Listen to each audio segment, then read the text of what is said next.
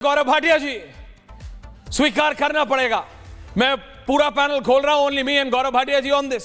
Legally speaking Gaurav Bhatia ji सिर्फ एक Bharatiya Janata party के वरिष्ठ नेता और राष्ट्रीय प्रवक्ता की तरह नहीं, मैं आपसे एज एन एस लॉयर भी पूछ रहा हूं। सरकार ये लाई है वक्फ बिल और ये क्लियर हो रहा है, नंबर्स आपके पास हैं लोकसभा के, अभी ग्राफिक्स चला दीजिए बीच में। लेकिन गौरव भाटिया जी, जो विपक्ष कह रहा है कि ये तो मुसलमानों के खिलाफ है, ये तो मुस्लिम भाइयों बहनों के खिलाफ है, ये तो अकलियत के खिलाफ है, ये तो ट्रिपल तलाक में भी कहा था गौरव जी, ये तो सीएए में भी कहा था, ये तो जब जम्मू कश्मीर से 370 हटाई थी तब भी कहा था। लेकिन लोगों को समझ आया कि आखिरकार ट्रिपल तलाक से फायदा किसको है? मुस्लिम बहनों को है, जिनको फोन पे 7 समंदर पार से तलाक तलाक तलाक बोल के उनकी जीवन बर्बाद कर दिया जाता था। उनके लिए प्रधानमंत्री मोदी और गृह मंत्री ने किया।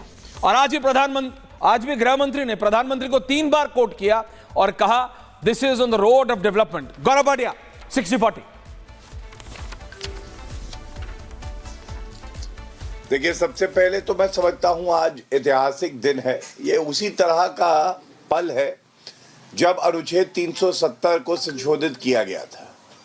ये उसी तरह का पल है जब भव्य राम मंदिर जो है पूरे भारत को और हिंदू समाज को मिला था। इसी तरह से आज सच्ची पंथ निरपेक्षता सामने आई है।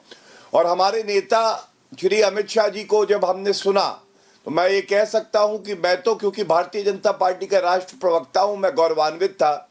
लेकिन आज हर नागरिक और खासकर मुसलमान और मुस्लिम महिला गौरवान्वित जरूर हुई होंगी। और इसकी वजह क्या है? मैं सुबह से आपका चैनल देख रहा था, आपको बिल्कुल स्पष्ट दिख रहा होगा हर वर्ग से, चाहे वो हिंदू, ईसाई, सिख हो और चाहे वो मुस्लिम हो, हर कोई इस संशोधन का समर्थन कर रहा है। बल्कि महिलाएं निकल के आई और खुशी से उन्होंने नारे लगाए, मोदी जी हमारे भाई हैं और मोदी जी ये जो कार्य कर रहे हैं इसका हम समर्थन करते हैं। और इसकी वजह क्या है? देखिए, जैसा अमित शाह जी ने कहा, तुष्टीकरण की राजनीति करते हुए कांग्रेस पार्टी ये भूल गई कि ये देश संविधान से चलता है, ये पंथ निरपेक्ष देश है और यहाँ पे हिंदू भी हैं, सिख भी हैं, ईसाई भी हैं और मुसलमानों का हक भी कुछ भूमाफिया मार रहे हैं। उन भूमाफियाओं को संरक्षण नहीं देना है, उनके खिलाफ कार्रवाई करनी है। इसके बाद आज जिस तरह से बड़ी स्पष्टता से आपने भी उस बात को चिन्हित किया, अमित शाह जी ने बिल्कुल स्पष्ट बता दिया है कि जो वक्फ है, ये वक्फ कोई गैर मुस्लिम नहीं चलाएगा। ये मुसलमान मुतावली जो है वो मुसलमान ही होंगे। मैं समझता हूं ये भी जो भ्रम की राजनीति विपक्ष कर रहा है, इसको दूर करने का कार्य कर रही है।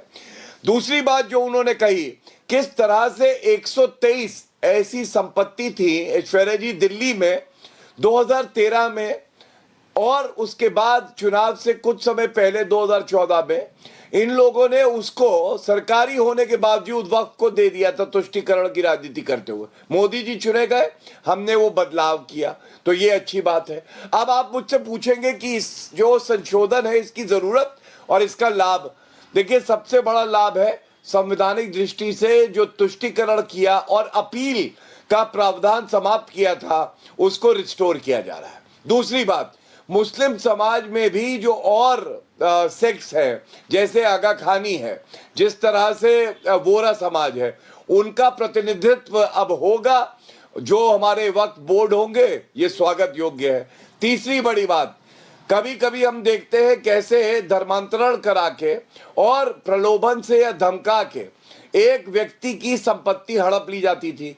अब कहा गया है 5 साल तक प्रैक्टिसिंग मुस्लिम जब होगा तब वो संपत्ति वक्फ को दे पाएगा। चौथी बड़ी बात, महिलाओं का सशक्तिकरण। बोर्ड में महिला होंगी और साथ में कोई भी वक्फ होगा, अगर उससे कोई कमाई आती है तो मुस्लिम महिलाओं को भी उनका हक मिलेगा। ये कितनी योग्य बात है, ये कितनी सराहनीय बात है। अब इस पे आपत्ति क्यों कोई करेगा, ये मुझे नहीं समझ में आया। यहाँ एक सदस्य ने तो कह दिया, माइनॉरिटीज कानून को स्वीकार नहीं करेगी। क्या धमकाना चाहते हो भाई? संसद का कानून है, सबको स्वीकार करना पड़ेगा।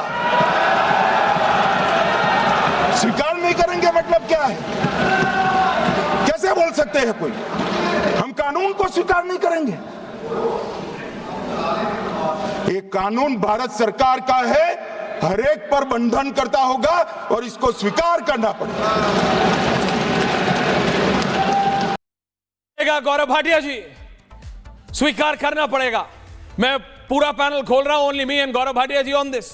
लीगली स्पीकिंग, गौरव भाटिया जी सिर्फ एक भारतीय जनता पार्टी के वरिष्ठ नेता और राष्ट्रीय प्रवक्ता की तरह नहीं, मैं आपसे एज एन एस लॉयर भी पूछ रहा हूं। सरकार ये लाई है वक्फ बिल और ये क्लियर हो रहा है, नंबर्स आपके पास हैं लोकसभा के, अभी ग्राफिक्स चला दीजिए बीच में। लेकिन गौरव भाटिया जी, जो विपक्ष कह रहा है कि ये तो मुसलमानों के खिलाफ है, ये तो मुस्लिम भाइयों बहनों के खिलाफ है, ये तो अकलियत के खिलाफ है, ये तो ट्रिपल तलाक में भी कहा था गौरव जी, ये तो सीएए में भी कहा था, ये तो जब जम्मू कश्मीर से 370 हटाई थी तब भी कहा था। लेकिन लोगों को समझ आया कि आखिरकार ट्रिपल तलाक से फायदा किसको है? मुस्लिम बहनों को है, जिनको फोन पे 7 समंदर पार से तलाक तलाक तलाक बोल के उनकी जीवन बर्बाद कर दिया जाता था। उनके लिए प्रधानमंत्री मोदी और गृह मंत्री ने किया। और आज भी गृह मंत्री ने प्रधानमंत्री को 3 बार कोट किया और कहा this is on the road of development. Gaurav Bhatia 60-40। देखिए, सबसे पहले तो मैं समझता हूं आज ऐतिहासिक दिन है। ये उसी तरह का पल है जब अनुच्छेद 370 को संशोधित किया गया था। ये उसी तरह का पल है जब भव्य राम मंदिर जो है पूरे भारत को और हिंदू समाज को मिला था।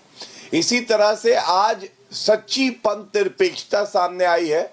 और हमारे नेता श्री अमित शाह जी को जब हमने सुना तो मैं ये कह सकता हूं कि मैं तो, क्योंकि भारतीय जनता पार्टी का राष्ट्र प्रवक्ता हूं, मैं गौरवान्वित था। लेकिन आज हर नागरिक और खासकर मुसलमान और मुस्लिम महिला गौरवान्वित जरूर हुई होंगी। और इसकी वजह क्या है? मैं सुबह से आपका चैनल देख रहा था, आपको बिल्कुल स्पष्ट दिख रहा होगा हर वर्ग से, चाहे वो हिंदू, ईसाई, सिख हो और चाहे वो मुस्लिम हो, हर कोई इस संशोधन का समर्थन कर रहा है।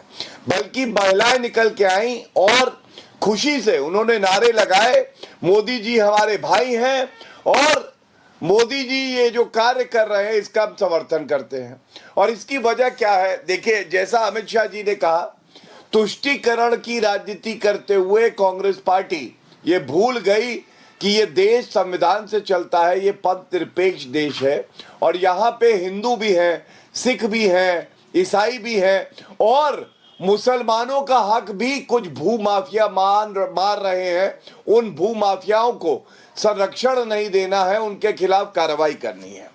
इसके बाद आज जिस तरह से बड़ी स्पष्टता से आपने भी उस बात को चिन्हित किया, अमित शाह जी ने बिल्कुल स्पष्ट बता दिया है कि जो वक्फ है, ये वक्फ कोई गैर मुस्लिम नहीं चलाएगा। ये मुसलमान मुतावली जो है वो मुसलमान ही होंगे। मैं समझता हूं ये भी जो भ्रम की राजनीति विपक्ष कर रहा है, इसको दूर करने का कार्य कर रही है। दूसरी बात जो उन्होंने कही, किस तरह से 123 ऐसी संपत्ति थी ऐश्वर्या जी दिल्ली में 2013 में और उसके बाद चुनाव से कुछ समय पहले 2014 में इन लोगों ने उसको सरकारी होने के बावजूद वक्फ को दे दिया था, तुष्टीकरण की राजनीति करते हुए। मोदी जी चुने गए, हमने वो बदलाव किया, तो ये अच्छी बात है। अब आप मुझसे पूछेंगे कि इस जो संशोधन है इसकी जरूरत और इसका लाभ। देखिए, सबसे बड़ा लाभ है संवैधानिक दृष्टि से जो तुष्टीकरण किया और अपील का प्रावधान समाप्त किया था, उसको रिस्टोर किया जा रहा है। दूसरी बात, मुस्लिम समाज में भी जो और सेक्स है, जैसे आगा खानी है, जिस तरह से वोरा समाज है, उनका प्रतिनिधित्व अब होगा। जो हमारे वक्फ बोर्ड होंगे, ये स्वागत योग्य है। तीसरी बड़ी बात, कभी कभी हम देखते हैं कैसे धर्मांतरण करा के और प्रलोभन से या धमका के एक व्यक्ति की संपत्ति हड़प ली जाती थी। अब कहा गया है 5 साल तक प्रैक्टिसिंग मुस्लिम जब होगा तब वो संपत्ति वक्फ को दे पाएगा। चौथी बड़ी बात, महिलाओं का सशक्तिकरण। बोर्ड में महिला होंगी और साथ में कोई भी वक्फ होगा, अगर उससे कोई कमाई आती है तो मुस्लिम महिलाओं को भी उनका हक मिलेगा। ये कितनी योग्य बात है, ये कितनी सराहनीय बात है। अब इस पे आपत्ति क्यों कोई करेगा, ये मुझे नहीं समझ में आया।